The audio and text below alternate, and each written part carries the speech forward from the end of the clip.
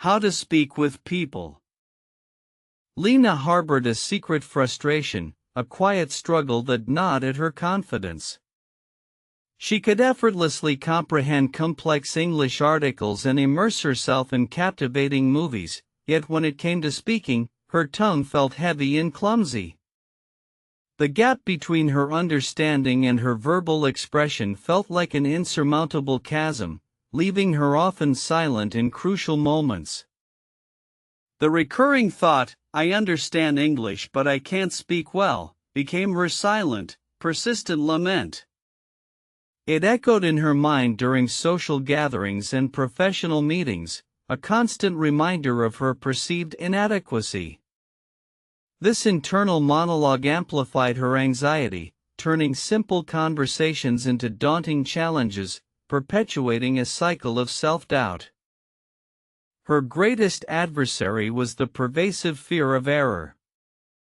"I don't want to make mistakes but I always do," she'd whisper to herself, a confession laced with despair.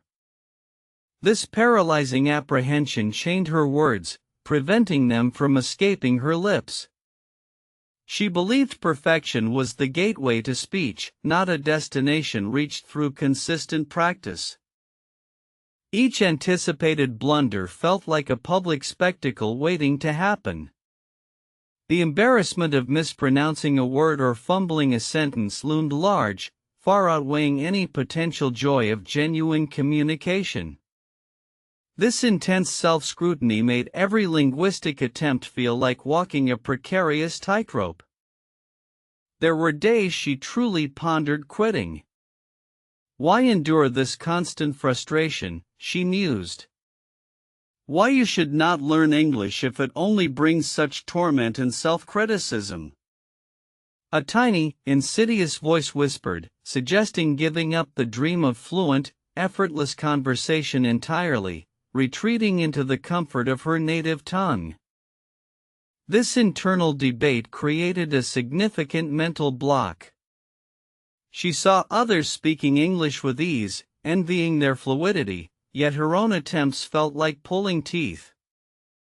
The immense pressure she placed upon herself to be flawless was ironically the very thing stifling her progress and preventing any natural expression.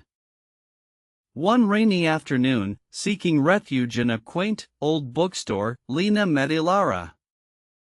Ilara, with her wise eyes and gentle smile, seemed to intuit Lena's silent struggle. "You love the language, don't you, dear?" Ilara asked kindly, her gaze understanding. Lena nodded, a blush creeping up her cheeks, surprised by the directness. Ilara's bookstore wasn't just about books, it was a sanctuary for quiet souls and burgeoning dreams. She spoke with a calm assurance that immediately put Lena at ease, creating a space where vulnerability felt less intimidating. This simple, unexpected encounter was the seed of a profound transformation in Lena's linguistic journey. Ilara didn't offer a magic spell, but a profound philosophy. "The best way to learn English," she began, her voice soft yet firm, "is not about avoiding error, but embracing the journey itself." She explained that fluency wasn't born from silence, but from brave, sometimes imperfect, attempts, filled with learning opportunities. She further emphasized, every mistake, Ilara assured her, is merely a stepping stone, a lesson learned, not a failure to dread or hide from. It's information telling you where to adjust, where to grow.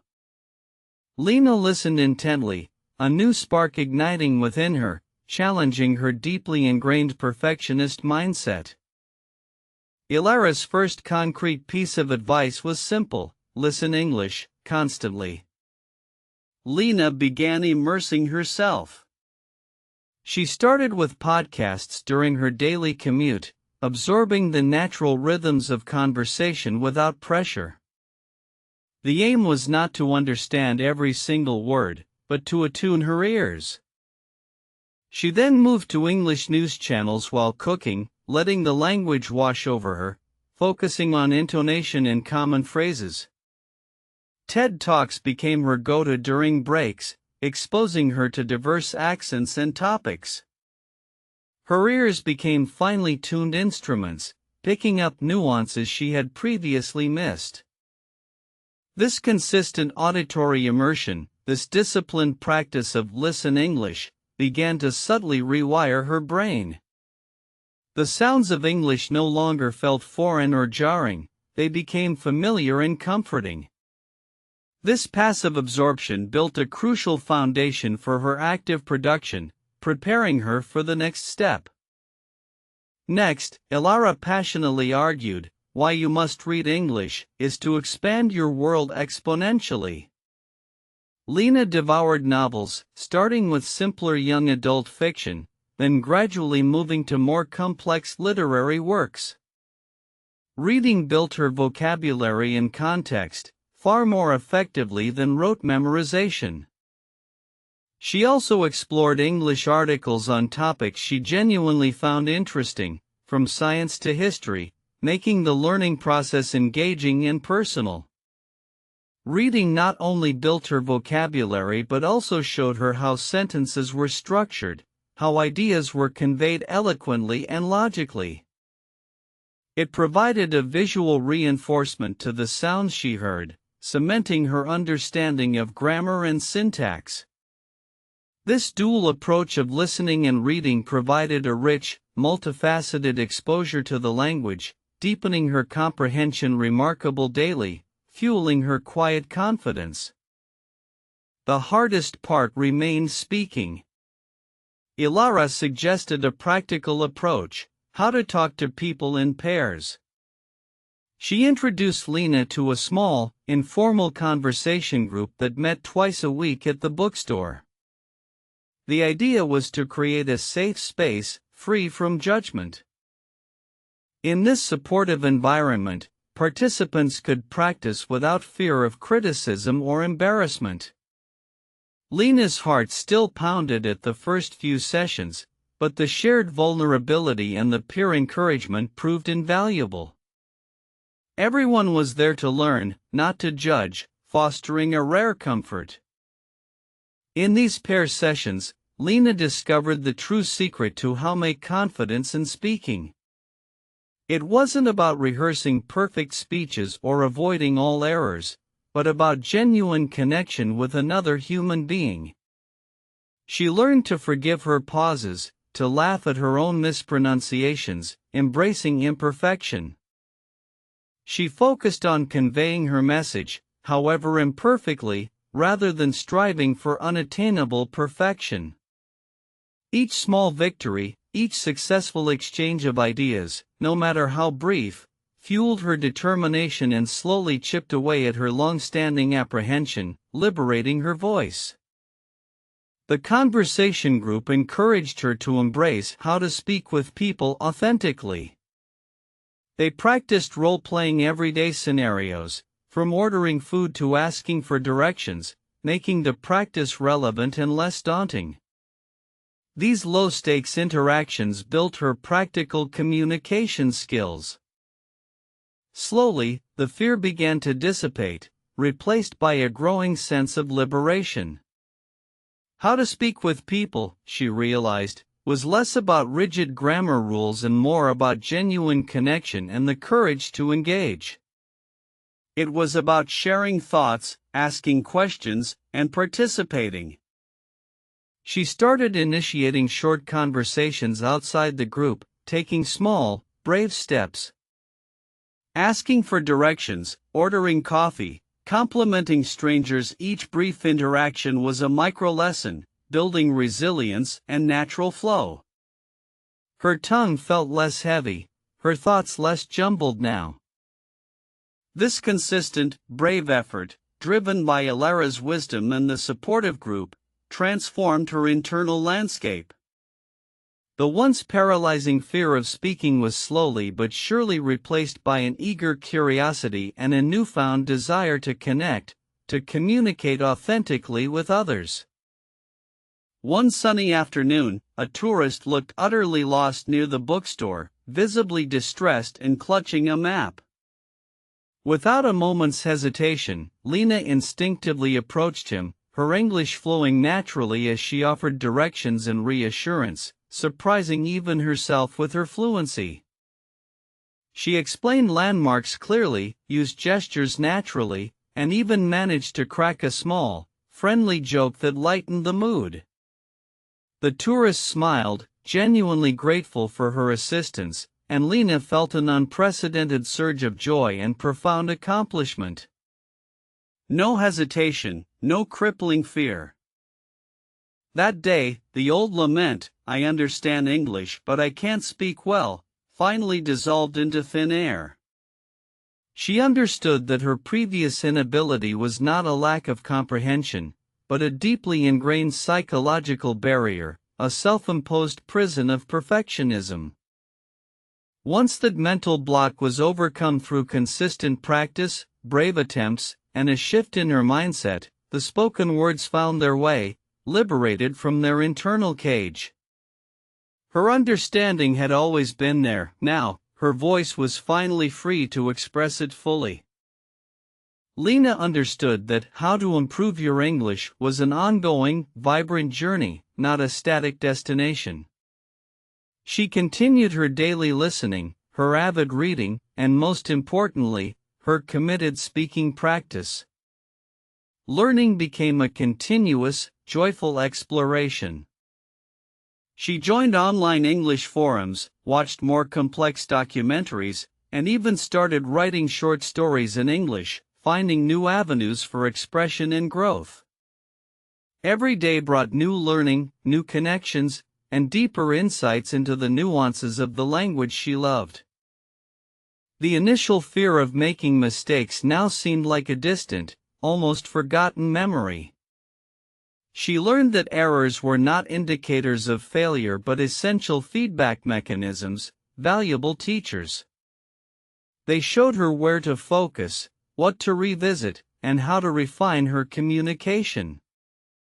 She embraced them as stepping stones, not stumbling blocks, allowing her to experiment and grow without crippling self-consciousness. Her journey was living proof that progress, not perfection, was the true measure of success in language acquisition, a liberating realization for her. Lena eventually became a mentor herself in Ilara's conversation group, sharing her inspiring story with new members.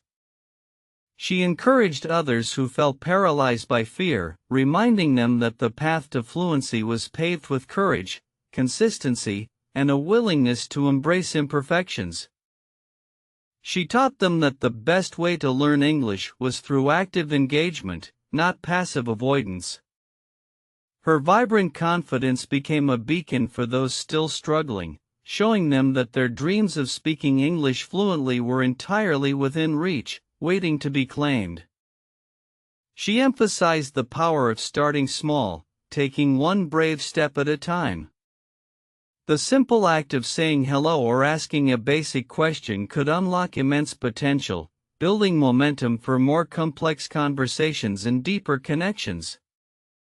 Lena shared practical tips, like practicing how to talk to people in pairs with a trusted friend, creating a safe, supportive bubble for initial attempts. This reduced the pressure of public speaking and fostered a sense of camaraderie among learners. She highlighted the importance of listen English actively, not just passively hearing. Encouraging them to notice intonation, rhythm, and common expressions, she showed them how listening could directly inform their speaking, making it sound more natural and authentic. And she reiterated, why you must read English isn't just for vocabulary, but for understanding the flow of ideas, the structure of arguments, and the sheer beauty of the language. Reading provided a silent tutor, always available.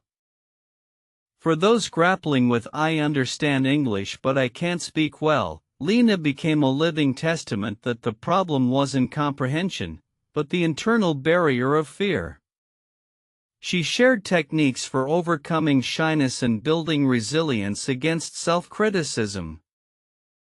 Her message about how make confidence in speaking resonated deeply, true confidence comes from doing, not from waiting for perfection. Every attempt, no matter how small or flawed, contributed to a stronger, more assured speaking voice, step by step.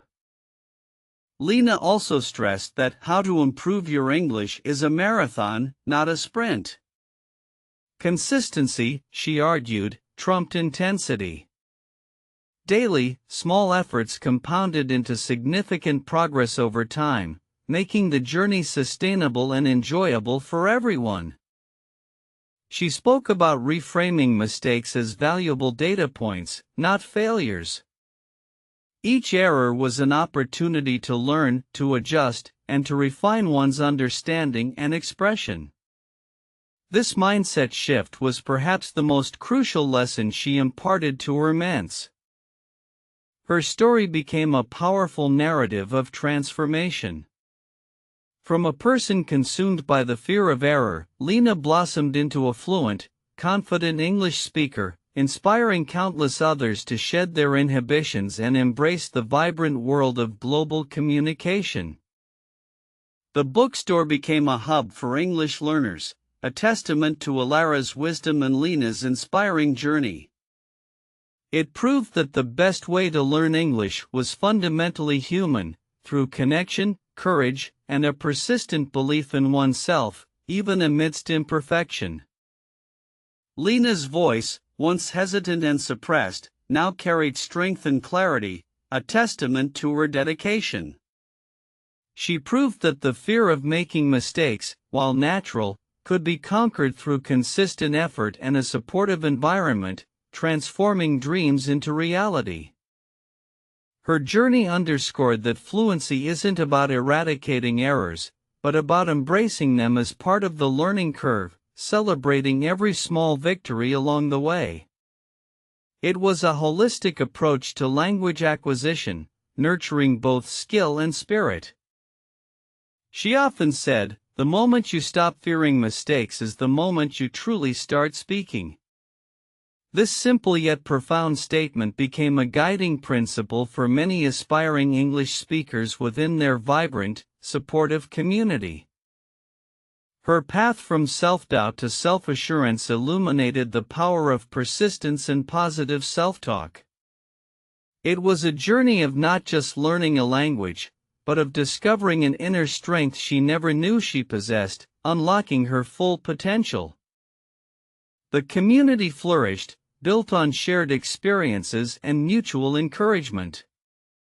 Lena's influence extended beyond the classroom, inspiring people to use English to connect with the world, bridging cultural gaps and forging new friendships globally. Every new confident speaker was a testament to Lena's courage and Alara's gentle guidance. The fear of "I don't want to make mistakes but I always do" transformed into the joy of "I speak English, and I learn from every moment," a truly profound shift. Lena's story became legendary among the learners. It was a powerful reminder that the journey to fluency is deeply personal, yet universally achievable with the right mindset and consistent effort. Her confidence was contagious, spreading hope. She never forgot her initial struggles, which kept her empathetic and relatable to new students. This personal experience allowed her to effectively guide them through their own fears, offering practical advice and heartfelt encouragement every step of the way. Ultimately, Lena's transformation illustrated that speaking English wasn't just about mastering grammar or vocabulary. It was about finding your voice, sharing your thoughts, and connecting with people, truly living the language. Her story resonated because it addressed universal anxieties about language learning, offering not just a method, but a philosophy. It taught that the biggest barrier often isn't the language itself, but the fear within, which can always be overcome. So, if you ever feel that familiar pang of anxiety, remember Lena. Remember her journey from silence to self-expression, a powerful reminder that your English voice is waiting, ready to be unlocked, just beyond the fear of making mistakes.